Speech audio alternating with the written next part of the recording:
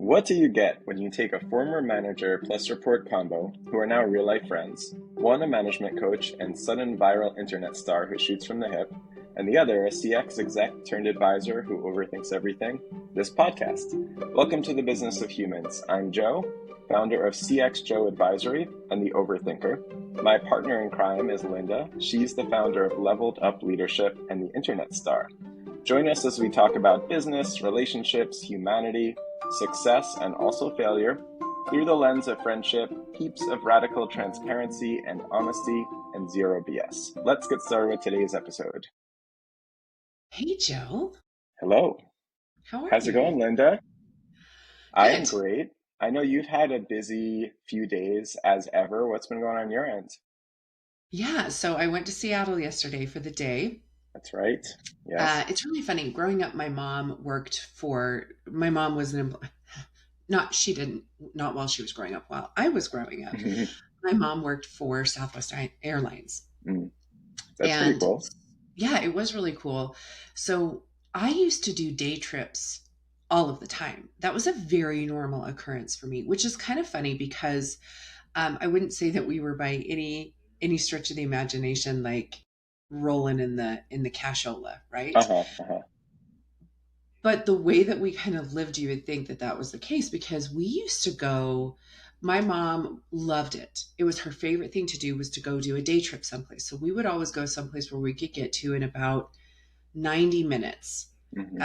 Every now and then we'd hit LA, which is about 2 hours, but it was like 90 minutes. And she'd be like, pick a destination that we can go to, which is funny because growing up in Utah, it was Phoenix, it was Vegas, and it was occasionally California. So I did a lot of Phoenix and Vegas, but we would just go for the day. And for our birthdays, instead of doing a party or whatever, she'd let us skip school. And she's like, where do you want to go to lunch?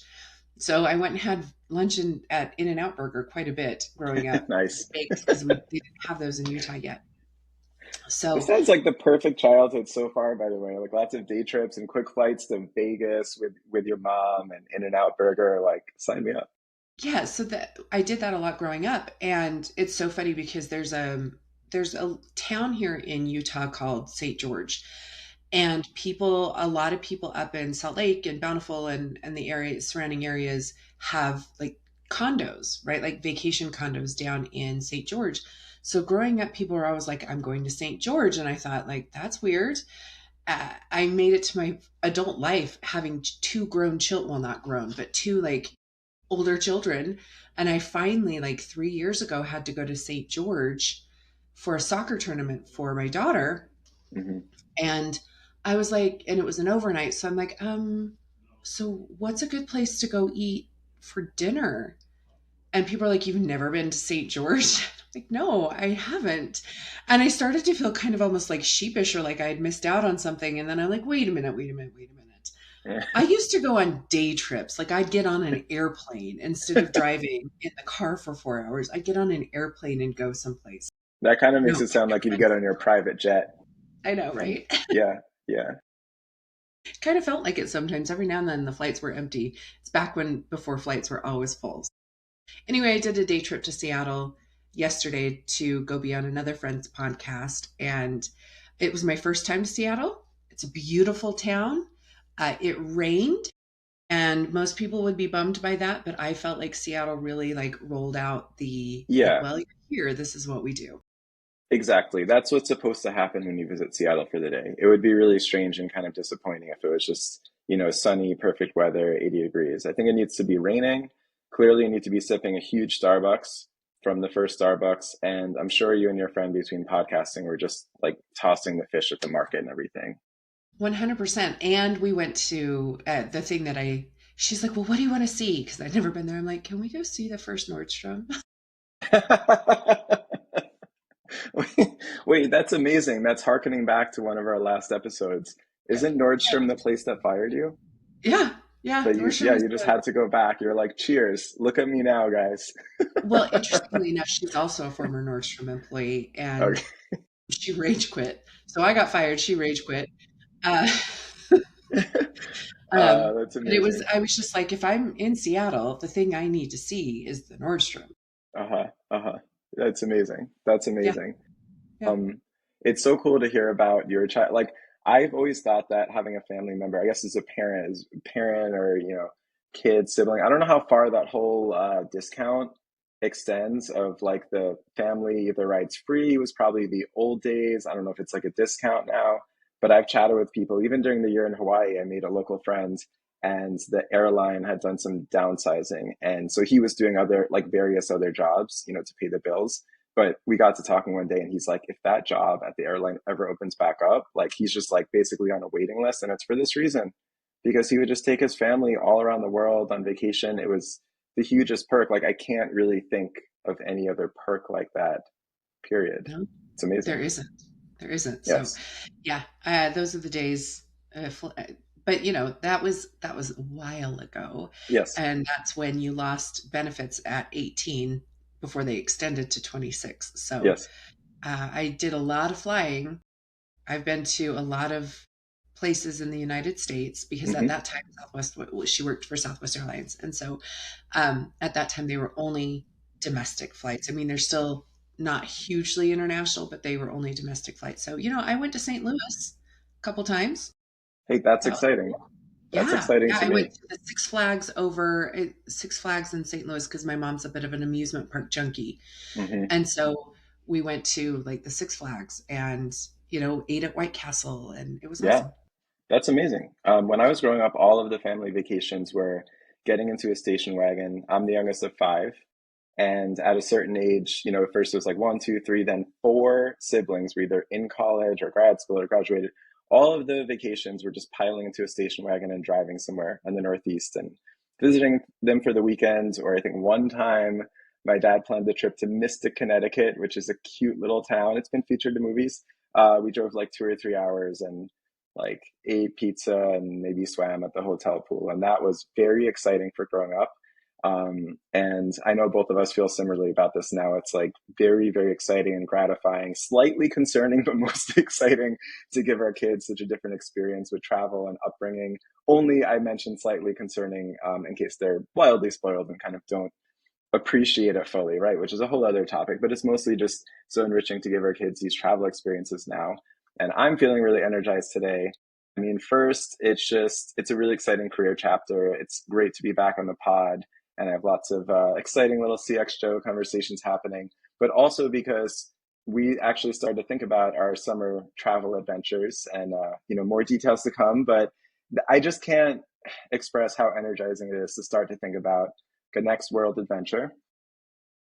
And I'm sure if we do end up doing our traveling, maybe we could record some podcast episodes with each of us in exciting new locations. Yes. And Lynda, I'm sure that if my family does some travels over the summer, maybe we'll post on social media about it. Dot, Yeah. dot, dot, hint, hint, hint.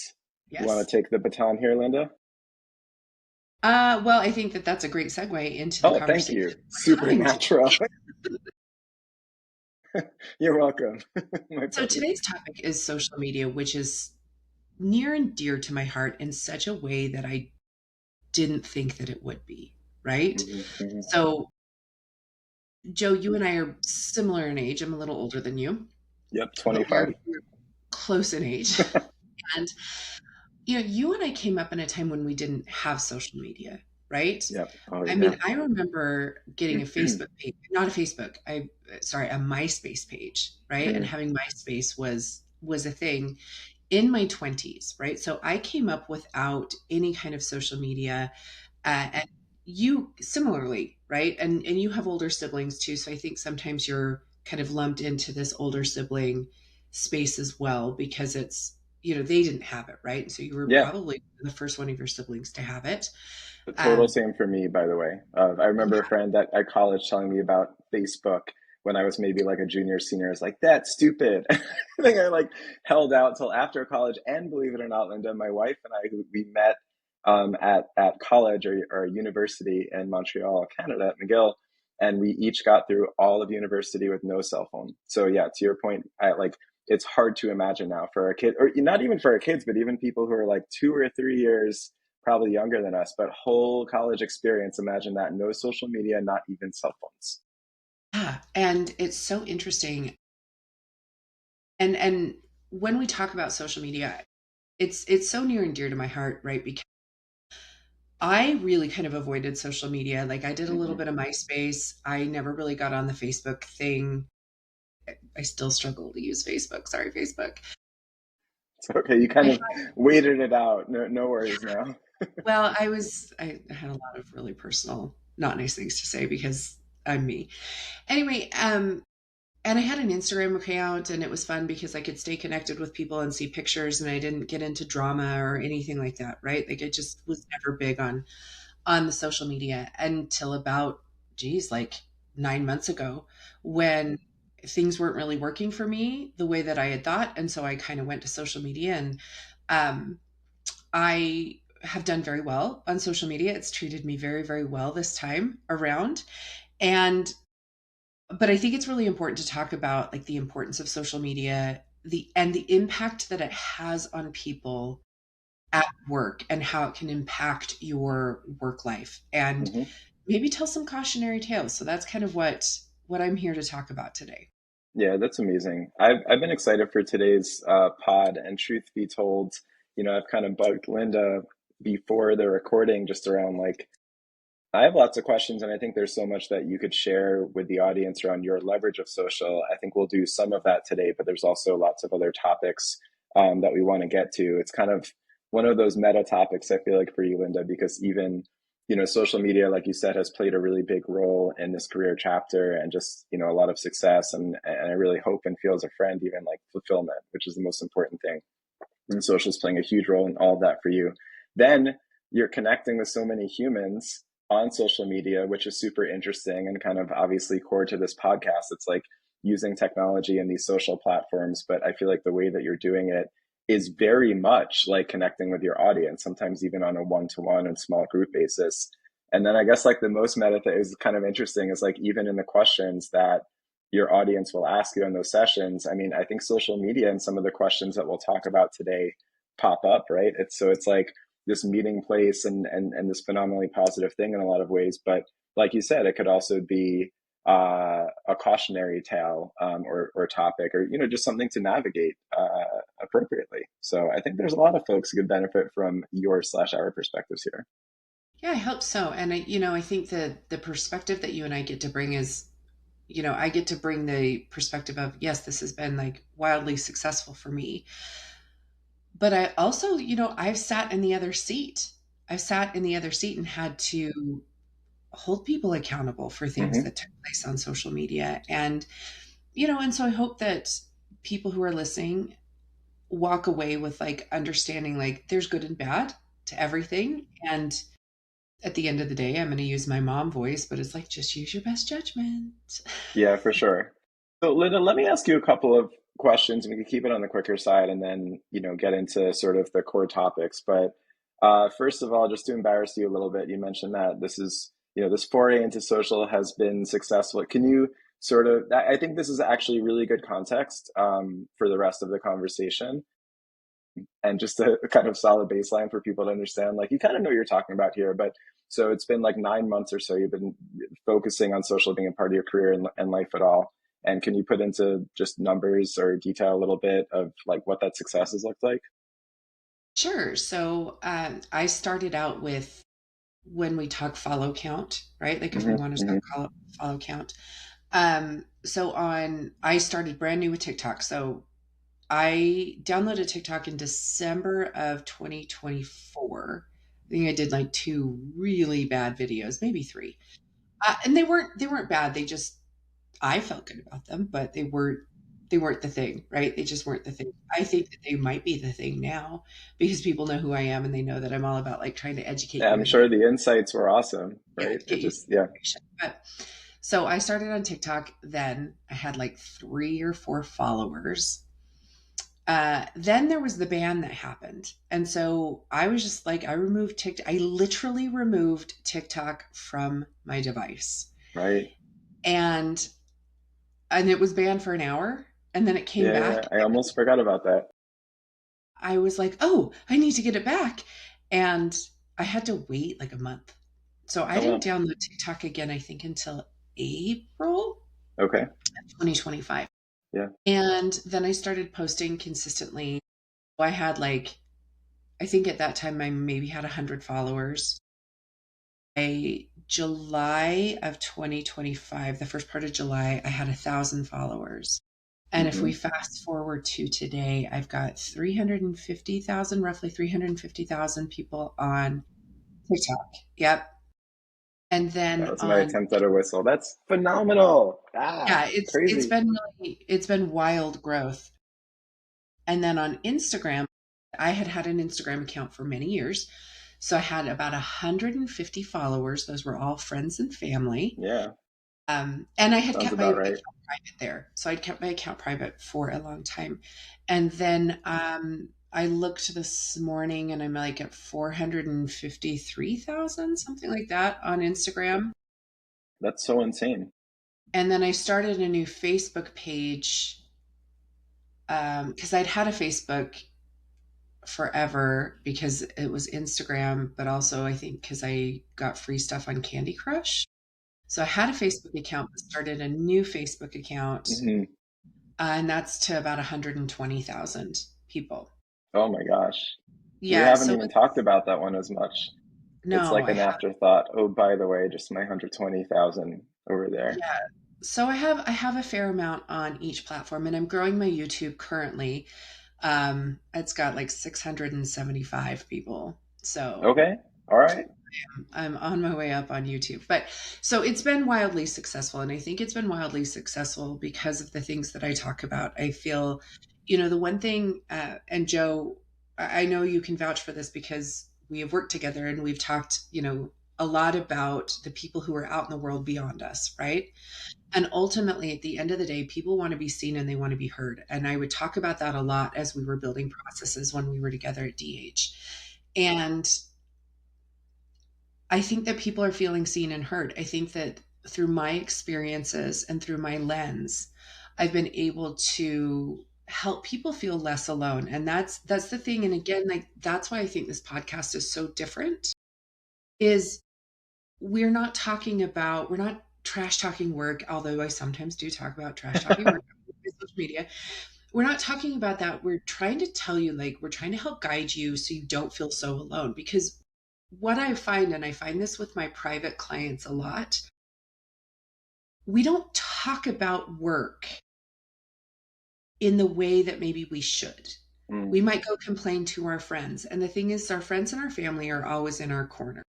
So they were like, you should quit. That's a terrible job. You shouldn't do the things, right? hmm. We might talk to our coworkers, which I would caution you against in general if you're going to talk poorly about your job. We talk about our coworkers, and then that's commiserating. So we're Hmm. commiserating, but we don't seek help. Mm, And our friends don't give us help. Our friends just say like, "Yeah, that's terrible." We're not seeking help, and that's ultimately why I think my content has resonated with so many people. Is hmm. it's, hey, here's a problem, and they're like, I don't have to feel alone anymore. I Yeah, don't feel yeah. alone anymore. I thought it was just me who was going through this problem. Hmm. And so it's been a way for people to not only connect with my journey and my story and me help kind of guide them through that, but it's also been a way for other people to connect. I see people interacting in the comments all of the time, helping each other out. And it's just I been a love way that. for people to not feel alone and for people to. Yeah, I imagine people interacting in the community and even helping each other out is one of the most fulfilling things for you. Uh, and another comment, and then a question for you. So the comment for me is also what I've observed. What I love about your presence on social, what I think a lot of people out there could emulate, is trying to make it personal. Actually, driving, as we always say on this pod, but driving connections with other human beings, bringing humanity to the approach, but really personal and really willing to dive into the details. I think I mentioned this maybe on our first pilot episode, but I dropped into one of your TikTok live sessions, and what really, a couple by now, and what really struck me was just your willingness to jump in. And as somebody like, me, right? My I want to help everybody, but my approach sometimes is like, tell me more, give me all the details, and me kind of run it through like the algorithm in my head. I don't want to say the wrong thing, but it's really amazing with you because you're willing to just jump in, put yourself out there, respond to people, and it's their personal situations and stories. So I have people I might follow on social or I get newsletters from them. I respect and admire the heck out of them. However, and I got a lot of value from it, but the notion that I'd be able to like click reply or write a comment or come off mute and talk about my own situation doesn't even occur to me. It's nothing like nearly that personal. So I mean, I guess just a sort of long-winded way of like sharing some kudos there and something that I think is really special about what you're doing on social. And I guess my question for you to take in any direction you like is, you know, what was it? Just our last episode was about, or a couple of episodes ago, was about bringing your whole self to work. And so I feel like there's a nice like segue or overlap here. So yeah, I just kind of want to tee up for you, like just starting to get into the topic of how much of yourself can you bring into social media? How much should you think about it as two completely separate worlds of personal versus career? Obviously, I'm asking this to somebody who's in like a subset of people for whom like it's just one and the same at this point, right? But how would you sort of extrapolate that or like generalize that into thoughts and advice for for folks out there, for the masses? I'm so glad you asked that question. And I didn't, for the listeners, I didn't set that up, right? But it's something I've been thinking about quite a bit. And, we did talk a lot about bringing your whole self to work. And we talked about the things that you shouldn't talk about at work, right? Uh, but those are things that we talk about, right? And the things we shouldn't talk about at work are sex, religion, and politics, right? We Mm-hmm. just leave those not at work. But we're going to talk about those in our personal life, and we're going to talk about those on our platforms because our platforms are an extension of ourselves, right? And so for me, it's just like, you have to have an avenue to express yourself. And it's been so interesting. We were expressing ourselves before, and then we went into the COVID world. And when Mm-hmm. we went into the COVID world, the only thing some people had was social media. That was the only thing that they had, the only way of connecting with people because some people didn't have, some people weren't fortunate enough to be able to like isolate with their families, or maybe their families were really young, or maybe they don't like their families, right? Like this was the only way for people to connect. And so we saw a huge boom, right? And we Mm-hmm. saw kind of an influencer boom there too, where regular people were just sharing their opinions. I think also if we were to, I will be fascinated to see what studies are done on society in general in the next 20 years. I think of like the housewives, which I'm going to get hate for this. I know I'm going to get hate for this, but the housewives have really created this subculture, and not just the housewives, but I think reality TV in general has created Mm-hmm. this whole subculture of being rewarded for being awful, right? We look at these people who are truly awful and hideous to one another, and they are rewarded with fame and wealth, right? Like these people are Mm-hmm. rewarded. Mm-hmm. And we've seen the same thing happen on social media where we Mm-hmm. see some people who have really been rewarded for being nasty on Mm-hmm. social media or being this thing. And when we sit and we observe, we're like, how can I do that? How do I get paid? How do I leave my job? And I think the easiest way for people to go is to be nasty, right? Mm-hmm. To complain, to talk poorly about people, to I mean, my word, I see stuff, I see stories all over the time about like influencers coming in and feeling entitled and acting entitled and all of these things. Yeah. And so you see a lot of that. And I have seen some people that I've worked with who have done similar posts where they're posting things where I'm like, ooh, it's like the cringe factor, right? Yeah. Yeah. And to your point, even when the response to a post like that is negative or to shame that person, in a way, they're still being rewarded. And so, in a way, it's still kind of, I wonder if it's, motivating people to act in a way that they don't want to or isn't them, or is it more like kind of letting go of their inhibitions and, true behaviors come out? I don't know. But please continue. I think it's a combination of both, honestly. I think that it's so first and foremost, yes, the nasty behavior gets rewarded big time.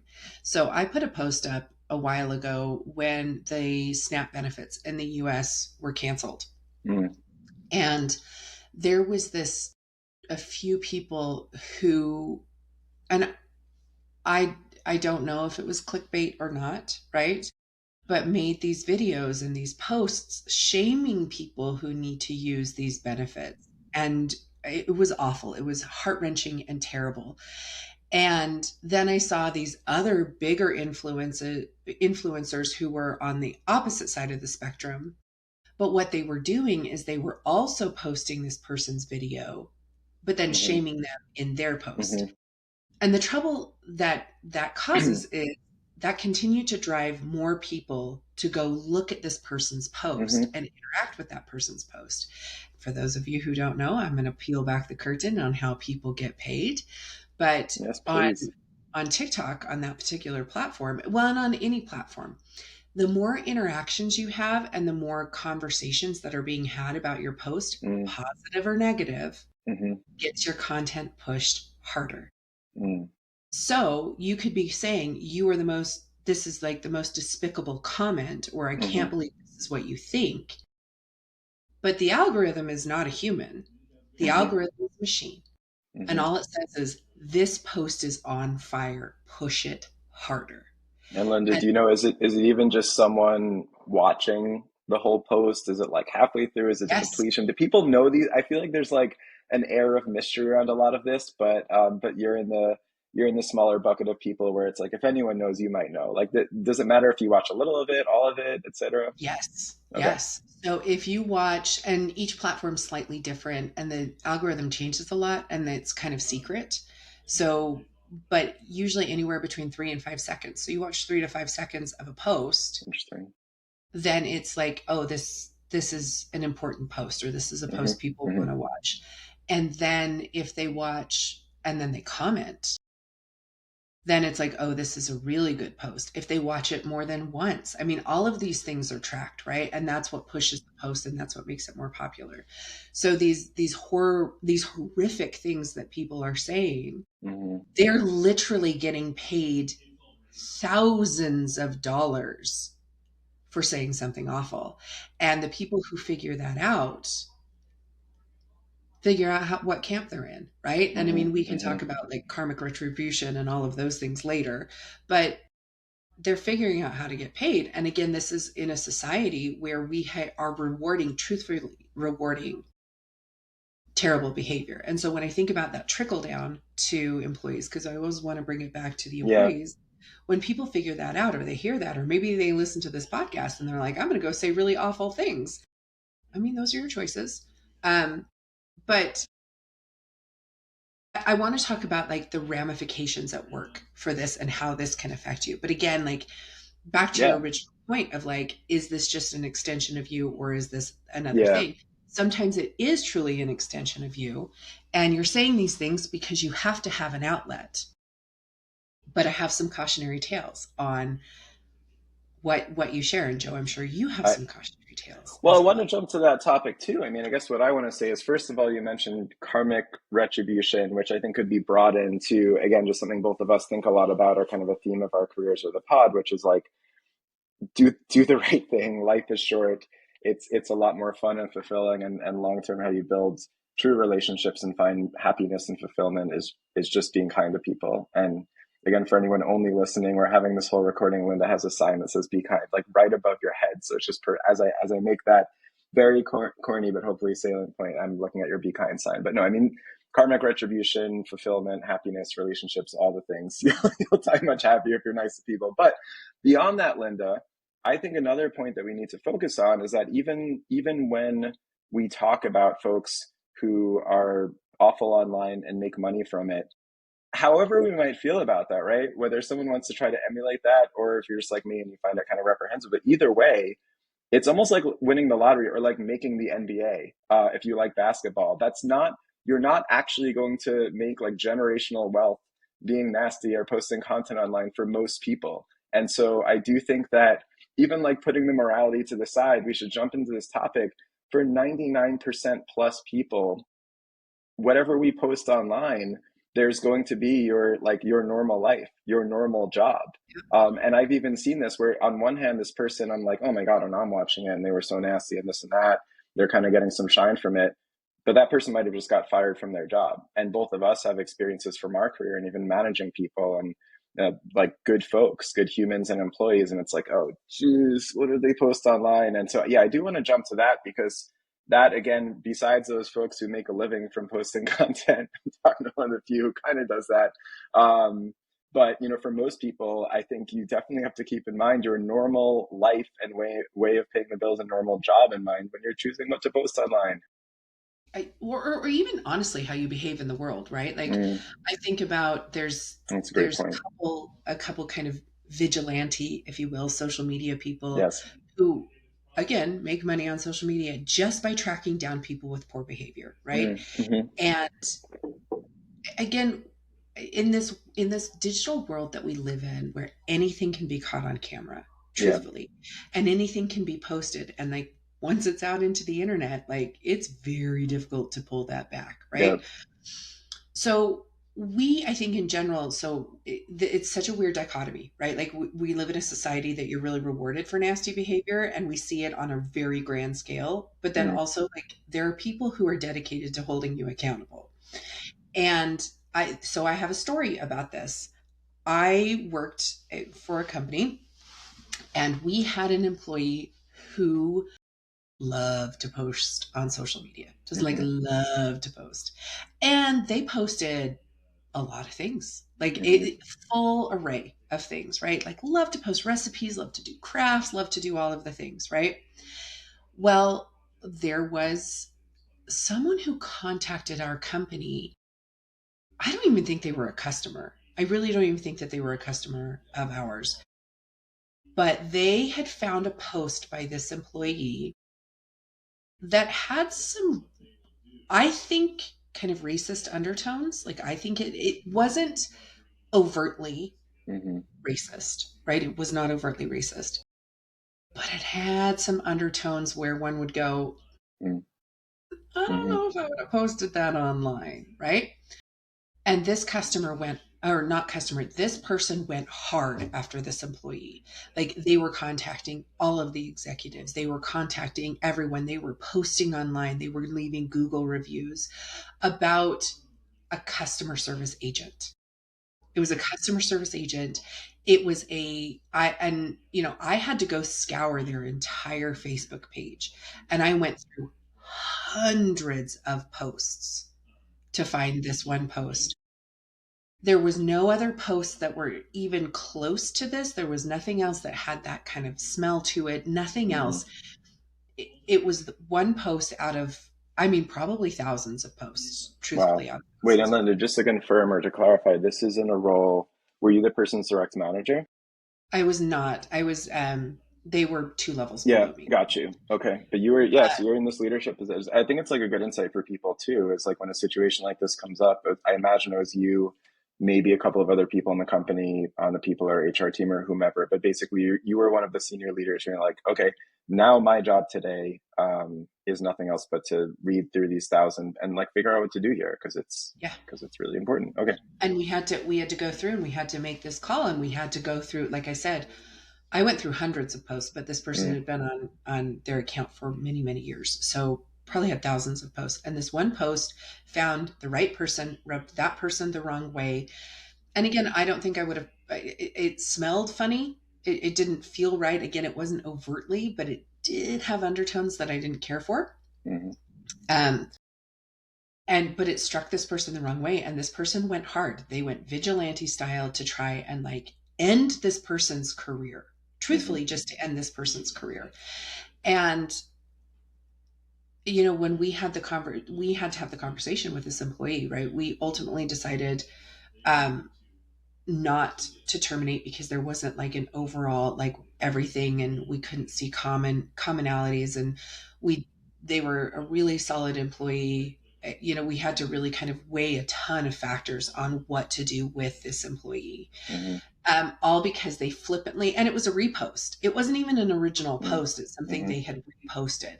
mhm, And so something that they hadn't thought through, something they gave like, they're like, yes, this resonates for me, and like repost, right? And I think it's so crucial for people to understand, like, once it leaves your hands, it's no longer yours. And I tell mhm, my children this too. I'm like, once it leaves your hands, mhm, it's somebody else's to interpret, to Yeah. do with distribute and to do with what they will. And so it's very crucial for people to understand that, like, yeah, you might think it's being flippant, or maybe you think it's a thing, or maybe you think it's funny, Hmm. but that is now representative of you, and you, by extension, are representing your company. Whether you like it or not, you are representing your company. And again, this person was just, they were, and I don't want to diminish, they are a customer service agent. They were a great customer service agent, and they were crucial to the operation. So please don't let me like diminish this person. Organizations rely on people like this, right? We rely on them. But this person wasn't a person of power. They weren't a CEO. This wasn't a major takedown. Yeah. This was a takedown of an individual because of a thing that they posted. And I don't think that people understand the impact of just a simple little post, Yeah, right? I Or agree with you. a little And thought. yeah, and just your point around once you click post or whatever it might be, press enter, save whatever, like that's it to an extent. And of course you could pull it down. But it's interesting is like I think we think first of like celebrity mishaps in terms of it's posted, it could get screenshot, and now that's it. It doesn't matter if you pull it down. I don't think that only relates to celebrity mishaps. Like you're saying, that could be in the workplace as well. If a colleague finds something or a boss finds something, um, that they think is objectionable, they're going to screenshot it for sure, like right in that moment. And so even if you take it down later, it's done. And again, it's just a very different sort of pressure scale than we grew up with. If I misspoke on something, I could always apologize for it later, and maybe one or three or 10 people in a room heard me say it. I could apologize, explain myself. It's really different now, and uh, I think it's always tricky, and like I was saying before, to dive into the details of any one situation. I mean, even sort of the hint of hatred or racism in posts, I think, is sort of you know unforgivable in a way. But like you said, I mean, I think the bigger point here, and you have to dive into all the details. I think bigger point here is if we're going to be honest with ourselves, and let's put that one topic to the side and think more just about a lapse of judgment, a poor moment, whatever it might be.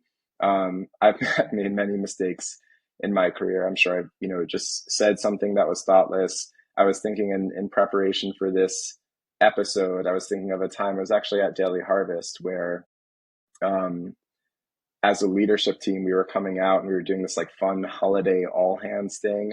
And I was like past this prop as we left the meeting room to go out to the all hands. And later, it was only like later as I was taking the prop off, I was like, oh, it was like a hat of some sort. It's always stuck with me. It's like all these years later because I think it was just one of those weird and sensitive moments of like, I don't think I should. I can't remember exactly what it was, but it could have seemed to someone else kind of like appropriating a culture or a religion. I don't know. You remember things would get a little weird in that Yeah. environment in terms of these like celebrations and props. But I think about these things and I'm offering it as like we've had these moments where we could be held accountable or shown a lapse in judgment. But to your point, that was still around the time. I don't think that it was like posted online. I Yeah. think anybody now needs to understand that even if it's a moment like that, a prop was handed to me, or if it's conversational, somebody said something that you felt was kind of like teeing you up. Um, Nowadays, like anything you say, do, or especially repost, is going to be sort of on your permanent record. And we all need to keep that in mind. And Lynda, I don't know if you have comments on that, or also, again, and like you said before, not a lot of this is sort of like scripted Q&A. Lynda doesn't really allow for that, by the way. This is my insight as a podcast co-host, so we're not allowed too much prep because we just want to talk organically. But so I don't know if this is something you've researched in the past, but I found it really interesting across career, probably starting around Daily Harvest for me and then getting to AG1 and some other stops. This whole idea of people on their personal profiles posting, like writing something like, these opinions are only my own. And I remember being maybe asked to do that in like one or two of these settings. And I just, like, I don't want to mock it at all. I mean, that if an organization wants people to do that, but like my question for you, or the topic I want to bring up, is like, I don't even think that what does that really solve for in a way? I guess the organization wants to make that clear in case the employee goes rogue and posts something the next day. But I also want to bring up the point that I don't think that that protects the employee in any way. No, They could no, still get fired, even if you've made that declaration. You could still it get fired based on does something you post. protect the employee. Yeah, Yeah. no, it absolutely doesn't. Uh, yes, so there are some brands Hmm. that feel that it's appropriate for people to put on their social media that these opinions are only my own, right?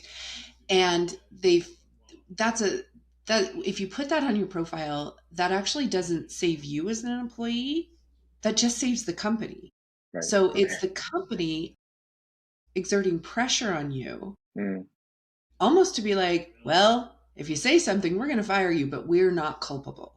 mm, We hmm, will not be harmed by the things that you say, right? So hmm, that's what a company is doing. So when a company does that, they're like, it's really to protect their brand and to protect their mm, message. And so they can say, so somebody's like, well, Lynda said this online.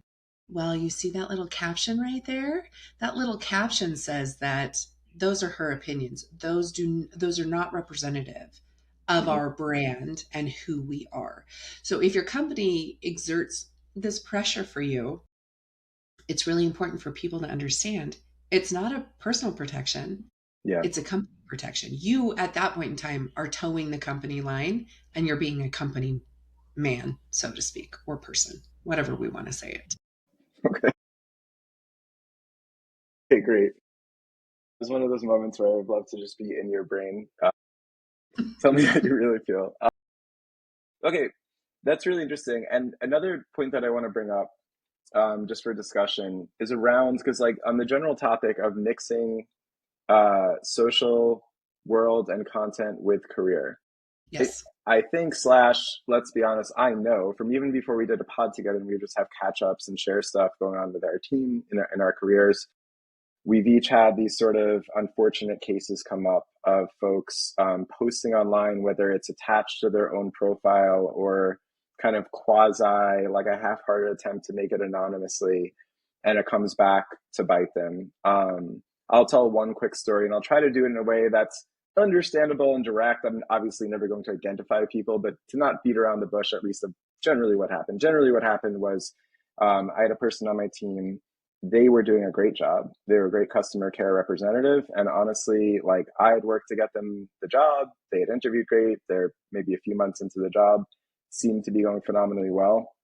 Um, Another team member who I think I think it was part of it. First of all, you have to keep in mind for everyone listening, like, people do have a lot of pride in the given team that you're on, the brand. Everyone has their frustrations wherever you might work, but you're also going to have other people on your team who take a lot of pride in the brand and the product.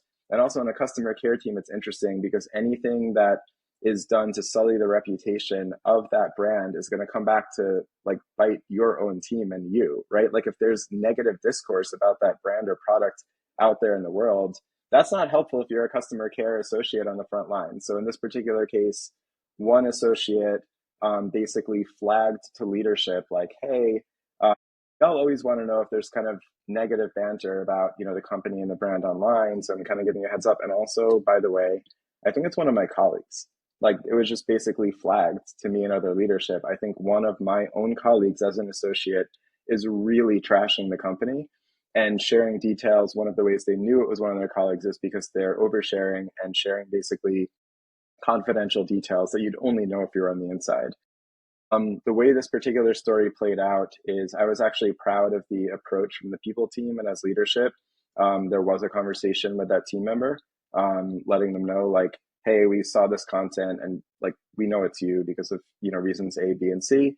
You're not going to be out of a job. We're not formally disciplining you. We just want to chat with you about A, you're not able to share information that's confidential. Like, we really have to put a stop to that. And B, like, you know, let's just talk through these concerns together in a more constructive way and blah, blah, blah. And it was a really nice dialogue. And you know what happened next, Lynda, at the end of the story is that team member basically put in their notice like a week or two later. And I'm still friendly with them. I support this person in their career. I feel pretty confident in saying that for them, this was a really negative event. I felt bad for them and sort of respectfully disagreed with their decision to turn in their notice. I think that was a great moment in their career, but I think they probably just felt so much shame, like everything had changed for them at that job because of this incident that had occurred. Super regrettable, and maybe, well, definitely a cautionary tale. What either like comments on that do you have, or you might have a story or two, another cautionary tale to tell? Yeah, I think so much of that is these moments again where people are feeling alone, right? They're feeling alone and they're feeling like they don't have an outlet to talk about what's going on at work or like how they're feeling. And, this person made a feeble attempt at making themselves confidential, right? Mm-hmm. But that again is where, I would guide people like find find a group of people that you can talk to, find, and this is not a sales pitch for me at all in any Mm-hmm. respect. Mm-hmm. Find a coach. Yeah. Find somebody because this person could have easily had an outlet, had a conversation with Mm-hmm. somebody, and then probably gotten some guidance on, okay, this is how you should probably navigate that, or Mm-hmm. these are the things that you can do. And again, it brings it back like, sure, talk about work, talk about the things, do whatever, right? Remember, you're just going to be held accountable because it's an extension of you and you're putting your face and your name and all of the things out there online. And if you're to that point, it's time to get some help. It's time to Mm-hmm. get to find a group, find people out there that you can talk to, and create a space in a way where you can navigate. Because I feel deeply for this employee. Yeah. They probably were at their wits' end. They were probably someplace that, and they think in their mind, they're like, but I did all of the right things. I didn't make it my own profile. I didn't do it at work. To me, I think like, oh man, this person just needed some help. This Yeah. person just needed to connect with somebody. And so I think it's really important for people to find an outlet, because had somebody sat down with this employee and said, hey, let's talk about what's going on, right? Like, how can we do this in a constructive way? How can we figure this out? Is this situation salvageable for you? Or is it someplace where you really need to go? And that person may have been able to say, like, oh, well, if I just approach it this way, or if I just, I had a conversation with a client the other day where I was like, sometimes we just have to let some of the things that bug us go. We have to Mm-hmm. recognize that they annoy us Mm-hmm. and then just like go, yep, that's going to annoy me, Mm-hmm. but I'm going to have to like not let it annoy me any longer because it's not worth me feeling this way, or it's not worth my energy, or it's not Right. worth me spiraling into something else. So I think, I feel really deeply for that employee. Yeah, I same think, here. oh, go ahead. Sorry. No, I just want to make the quick point in response to what you're bringing up, that you're right that it relates back to the theme too of people just wanting to be heard, or the employee feeling like maybe they don't have an outlet for it. I think one of the overall themes it supports is, on one hand, there's kind of shared accountability here. And as a senior leader on that team, some of the shared accountability is for the managers on that team thinking, like maybe we need to do a better job of creating a safe space, getting feedback from our team members and so forth. So I'm a big believer in that. And so there's shared accountability and lessons to be learned for everybody. The flip side being, again, one of the themes of this episode is, while that may be true, it wasn't their manager or me or anyone else who is, in the hot seat and feeling the repercussions of what they posted. So it's like we could have all the empathy and there's shared accountability and, kind of causes for the feedback or the outburst of sorts, but it's the individual and the team member who's going to be feeling the repercussions. Yes. And so the thing that I would do is this is the guidance that I'm going to give as somebody who's been very successful on social media.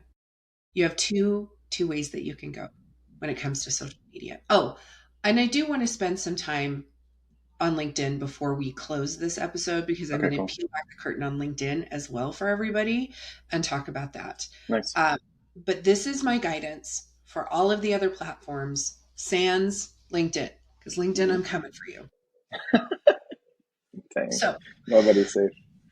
nobody is safe. That should be my sign instead of be kind. Replace be kind with nobody's safe.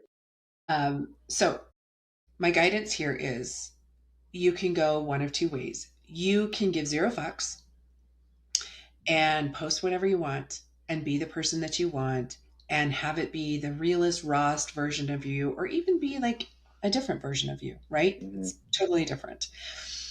So you can do that. That comes with a heavy level of accountability. That means that you need to understand that everyone in the world is seeing that. Even if you only have 5 views, you never know what's going to happen. You never know what's going to be picked up by somebody else or somebody's going to come for you, right?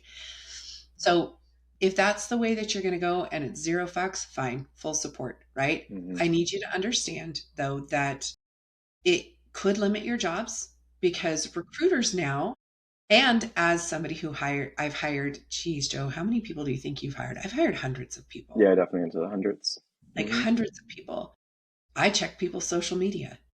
Mm. I will go through when I get somebody who gets escalated up to me to do an interview with.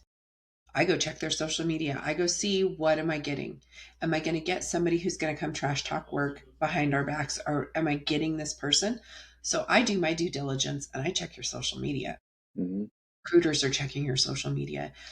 If and you never know, like again, you could be somebody who is like, oh well, I'm safe, I never talk to customers, I never talk to the general public, I'm so deep into accounting, nobody's ever going to find me. And you have that one flip out at your Starbucks to get your beverage because they put regular milk versus oat milk and somebody recorded that, and then Hmm. some vigilante person's like, find this person. So understanding, again, back to no one's safe. Like this is the space where you need to understand like these things happen. And Yes. so if it's out there on your social media, if it's out there for the world to see, you need to be ready to be accountable for that. And that could mean being praised at work or punished at work. So it's Hmm. really important people understand that piece. Now, the other avenue people can go, and this is the avenue that I advise you to go on, just make your shit private. Okay. Just just make your shit private and don't let your colleagues follow you, right? I can tell you that when I was in a seat of power, and so I think that that's a little different for me. Like I would never let anyone who I worked with or worked below me or partnered with follow me on social media So what would before you this. do? How do you actually action that? You'd see a follow request come in and you'd decline it. Would you talk to the person about it as well? No, I just said no, reject. Okay, cool. And if they mentioned it later, I'd be like, yeah, I just don't let people I work with follow me. Got Then it. after I'm done working with them, they are welcome to come into my personal Right, life. right. I'm also Okay. somebody who makes no bones about talking about my personal life at work. Hmm. So everybody knows the names of my kids and like what their grades are. Like everybody knows that. But so I would advise most people just make it private. Okay. I mean, that's super actionable and specific, and I love it. And to your point, that kind of solves for most other things. The only thing that I want to plus one, and Lynda, I haven't talked a lot about my presence on social. As you know, LinkedIn is really kind of like my comfortable space and community, which I consider myself such a dork and sort of a career nerd for that. I felt that way for a while. And you talked about the days that you had like 150 followers on Instagram, like that's still the life that I'm living, and they're all family and friends. And to your point, maybe a few former coworkers. So you've had a lot more to say and a lot more expertise here. But the one thing that the point that I want to make is a plus one to something you just brought up, which is bring intention to your choices. Yes. Intention is such a huge kind of overarching theme here. And think about the risk versus reward. And then just be intentional about any choice that you want to make. So if you're feeling like there's some kind of massive reward to post something controversial or objectionable or just show your whole self on social and all of that, first of all, to your point, you could do that and just keep yourself private and be really mindful there. If you're uncomfortable with those settings or you're still kind of nervous, again, just go in with full intention. If you really think it's worth it, go ahead. But I think in many cases there might be a smaller sort of reward versus the risk that could come to you professionally. And so again, even in terms of just how important it is to you to express yourself, there might be a topic that for you is like non-negotiable. Like this is just a core part of my identity. So for example, like politics, I know we said never bring politics into the workplace. I have people in my work world, even some overlap with you, including senior leaders, who find it very important to post about their political stance on social. And like, it's like if they feel like they're going to strike that balance and that's very core to their identity, like, I don't know, I can't respect that more. I think what we're both trying to advise against are cases like posts and content where it's not really about that. It's not that important or core to your identity. It's just fun or flippant or funny or whatever. And especially if you don't have the sort of hygiene and managing your followers that Lynda's speaking of, and there's some overlap and you're aware of that, like, shoot, at least just be really intentional about the risk versus reward in anything that you're posting, I guess would be my general advice as someone who hasn't mastered social. But I haven't had any disasters either. And that's just kind of a safe route, in my opinion. I agree. I agree with all of that. So before we wrap, I'm going to peel the curtain back on LinkedIn. Yeah. Go out, guns LinkedIn. a-blazing, Lynda. Let's do it. I think so. It might have been the last episode or 2 episodes ago, I'm not sure, where I was like, LinkedIn is not Facebook, right? It's not Facebook. And I stand by that. Yeah. So LinkedIn, I get posts all the time on LinkedIn, and I'm like, why are we posting this on LinkedIn? I don't need an update on your kids. That is not the appropriate place for you to put updates of your children. Now, of course, there's a caveat to everything. And sometimes it's, I worked with a gentleman whose kid sadly was gravely ill. And so, we supported him at work. Work did a drive, like work did a thing, right? That's different. I'm talking about like, oh, Maddie did a thing and she was the best tapper on the whole tap crew. I know the kind of post you're talking about, and as always, I'm more the softie here, right? I'm like, but if they want to post it, I want to hear you out here. But I do want to say I know the kind of content you're talking about, and sometimes it's around like, my kid, like I took my kid to his first tennis lesson, and sometimes it's like he got the ball over the net, which is a metaphor for what we need to do with our SaaS strategy in 2026 and relates to like the whole business. And they're like, oh my God, this is super convoluted. All right, so go ahead. Yes. So first and foremost, save that for someplace else. And I know you think your work colleagues care. They don't. They don't. They Lynda. they listen to the story about your kids and they can't wait for it to be over, right? More often than not, right? I'm sorry. This is the reality. Yes, there are some true connections, and yes, some people genuinely care. But in general, most of your work colleagues never think about your children after you don't work with them any longer. Okay, fine. But if Ashley or Claire are ever listening to this, I actually did care about the stories about your kids, Lynda. I know. Lynda. I did send you jerseys from Argentina for your kids. So I'm just saying, like, yes, we sometimes do genuinely care. But in general, you won/earn/bought into our hearts. Understood. Okay. Yes. But here's the other thing that I don't think people understand. So maybe you don't post on LinkedIn. Maybe you're like, I never do those things. But you like to comment. So I post on LinkedIn as well, and I don't post as prolifically on LinkedIn as I do in other platforms. I only post things that I think that my LinkedIn reach could really appreciate, right? Like people I've connected with, and I know like this is a topic. I talked about toxic positivity at work. I talked about year-end reviews. I talked about company employee surveys. These are things that I think are really applicable in the workspace, although all I do is talk about work. But the thing I would caution you on is the commenting and even the liking, right? Because your entire professional network, so everyone you're connected to on LinkedIn gets a notification when you comment and what your comment was, or a like. And the reason this is a cautionary tale and the reason I'm trying to guide people through this is I have had some fun trolls come in and post on or comment on my post.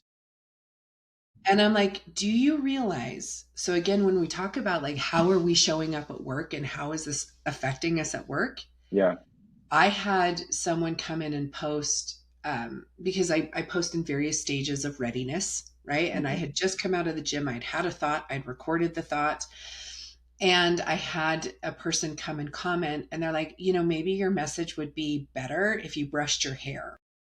Oh my God. And I was just like, okay, I don't understand. I shouldn't be surprised right now, but I still am. That is not what I expected to hear, but that is just awful and shocking.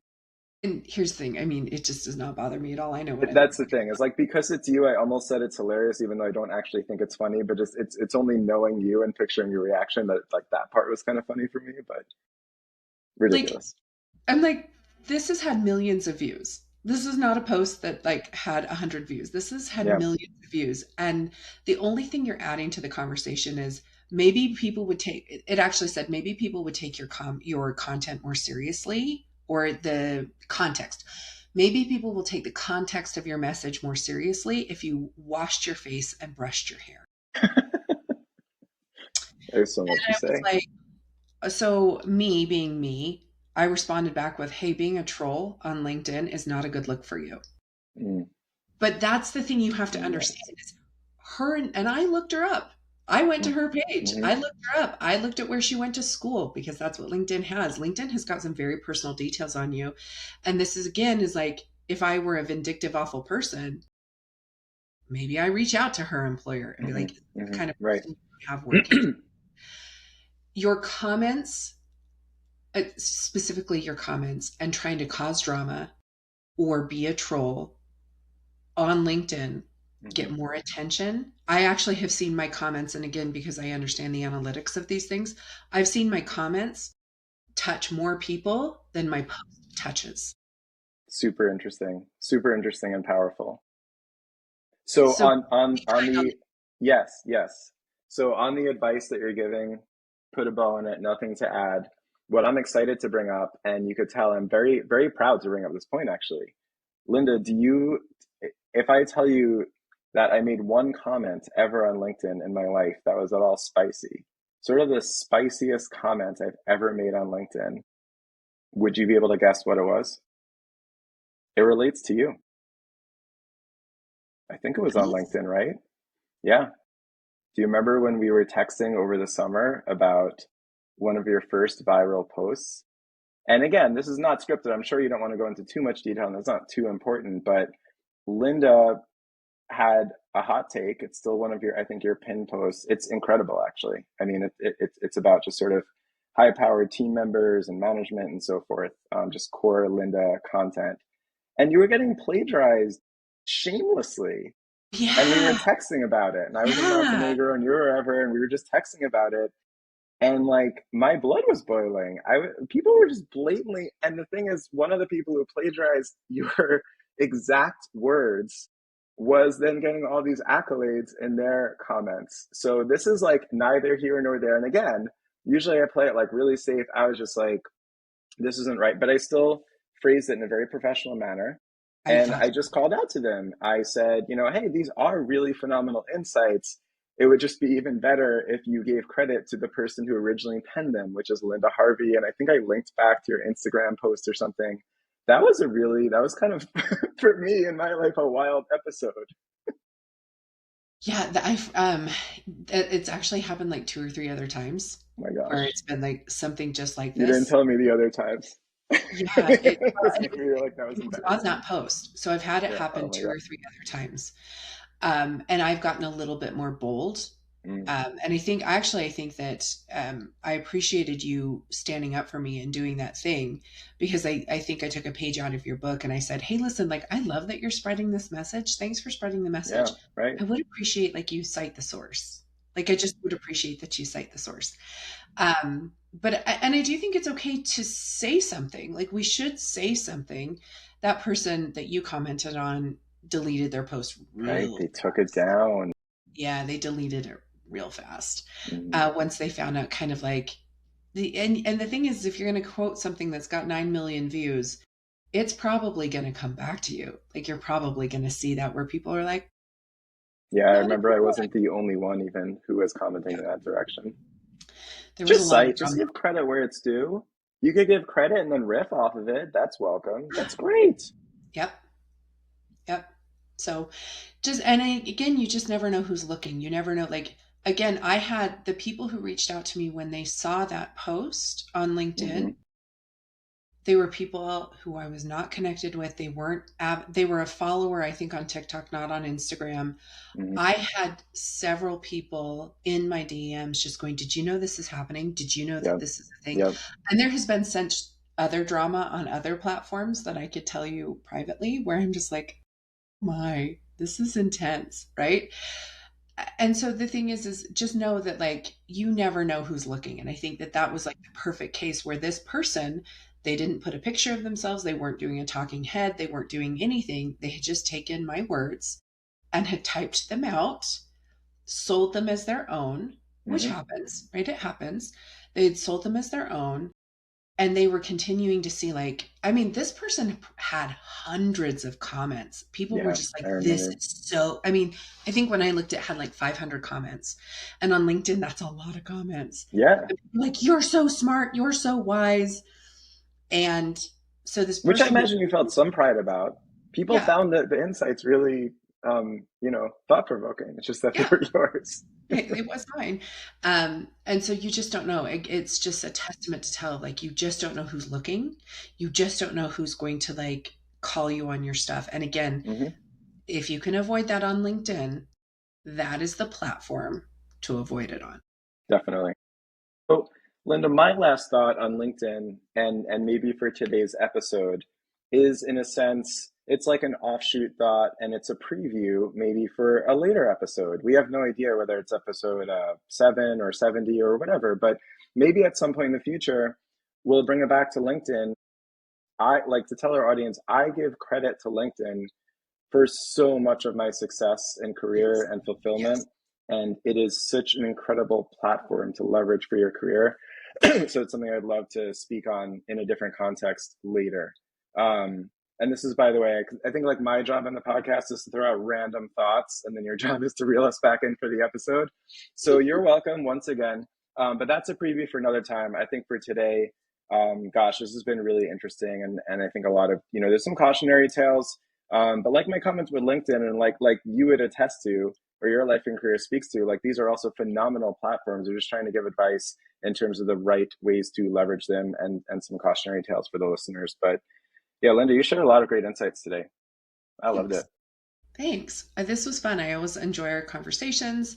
I hope the people enjoy the conversations. So yeah, final thoughts for today. Anything that's kind of got you hot under the collar for the rest of the week, or anything that's got you a little hot under the collar in general? You know what have me really hot under the collar in a very positive way, like positive, super excited hot under the collar, would be if anyone listening, follow the podcast, rate it, write a review, and tell 10 friends. And we're a few episodes in. But I think we're supposed to say things like that, Lynda. So I'll be the one. I'm gonna use my final word to just ask the people, if you appreciate what we're doing, like, follow, right? Or even like a sentence of feedback. Tell us what you like, what you don't like. It's invaluable. And tell a few friends, please. Yes. Yes. All of those things, all of the things, please like, follow, subscribe. Also, We we'll appreciate see as the episodes go on if I keep wiggling my way out of sharing things that make me really hot and angry and bothered. I'm pretty chill. I'm like it. I feeling know. feeling I know. pretty happy One and day I'm gonna grateful. get you. I'm gonna get you with one of these things. Well, I will tell you the thing that's got me a little hot under the Okay, collar. sounds good. And it's actually hot under the collars, and like I'm a little disappointed. I just found out a phrase that I use frequently. I can't use any longer, and that makes me a little sad. So I'm sorry to uh, hear that. I know. So I'm no longer, and Joe, you and I talked about this a little bit. I tend to say things that are like, "How old You are you?" tend to speak your mind. Yeah, but I also like say things that are like, "How old are you?" Like, "Are you 80?" I I thought that can no was me. longer say, "Call a spade a spade." Should I ask why? I'm gonna I, ask it why. it's actually like deeply based in racism.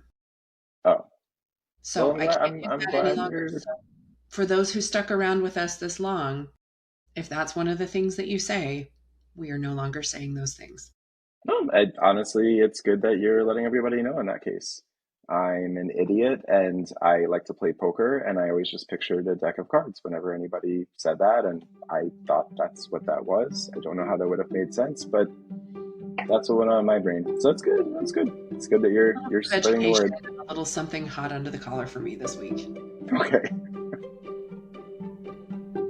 And on that note, And on that note, we are done. Everyone like, subscribe, do the things. Take care, everybody.